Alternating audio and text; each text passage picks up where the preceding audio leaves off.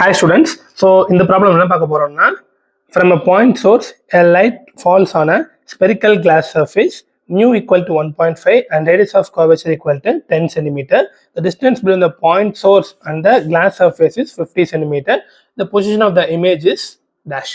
சரியா?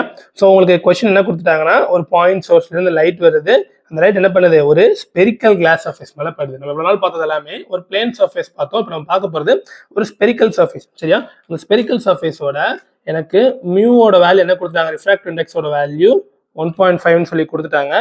தென் radius of curvature ஆரோட value 10 centimetre அப்படின்னு சொல்லி கொடுத்துட்டாங்க. சரியா? So the distance between the point source வந்து கிளாஸ் சர்ஃபேஸ். அப்போ எனக்கு ஆப்ஜெக்ட் டிஸ்டன்ஸ் கொடுத்துட்டாங்க. எவ்வளோ கொடுத்துருக்காங்கன்னா 50 சென்டிமீட்டர். சரியா?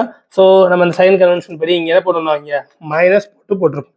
பொசிஷன் ஆஃப் த இமேஜ் கேட்டிருக்காங்க. இமேஜோட பொசிஷன் என்ன அப்படின்னு சொல்லி நமக்கு கேட்டிருக்காங்க. சரியா? ஸோ அப்போ நம்மகிட்ட கொஸ்டினில் கேட்டிருக்கிறது என்னது, என்ன வேல்யூ கேட்டிருக்காங்கன்னா வியோட வேல்யூ கேட்டிருக்காங்க. அப்போ வி என்ன அப்படின்னு சொல்லி கேட்டிருக்காங்க. சரியா?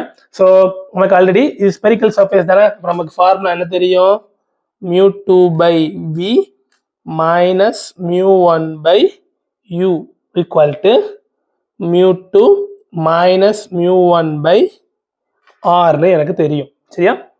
ஸோ நமக்கு தெரிஞ்ச வேல்யூஸ் ஃபுல்லாக சப்ஸ்டியூட் பண்ணுவோம் போது.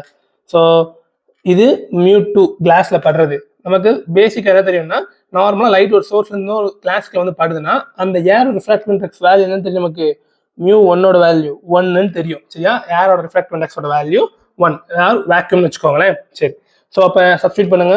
μ2க்கு என்னது 1.5 டிவைடட் பை நம்ம வி தான் கண்டுபிடிக்க போகிறோம், மைனஸ் 1 டிவைடட் பை யூ இப்போ என்ன பண்ணோம் minus 50 equal to 1.5 minus 1 by ஆரோட வேல்யூ. சரியா? ஸோ இப்போ என்ன வரும், 1.5 by v plus 1 by 50 equal to 0.5 by 10ன்னு வரும். சரியா? ஸோ அகெயின் இந்த 1.5 v இங்கே வச்சுக்குவோம்.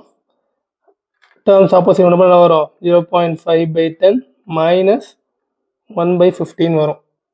சரியா?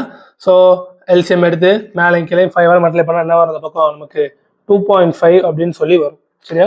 அப்போ என்ன வரும், 2.5 மைனஸ் 1 by 15 வரும். ஸோ அப்போ என்ன வரும், 2.5ல 1 போச்சுன்னா 1.5 by 50. சரியா? அப்போ 1.5 by v equal to 1.5 by 50. அப்போ simple v equal to 50 centimetre. ஓகேவா? ஸோ சிம்பிளான ப்ராப்ளம் தான், டேரெக்டாக ஃபார்முலா சப்ஸ்டியூட் பண்ணினா ஆன்சர் வந்துடும். சரியா? ஸோ இதே மாதிரி further problems, NEET and JEE physics problems பார்க்கணும்னா நம்ம சேனலை மறக்காமல் சப்ஸ்கிரைப் பண்ணிக்கோங்க. தேங்க்யூ.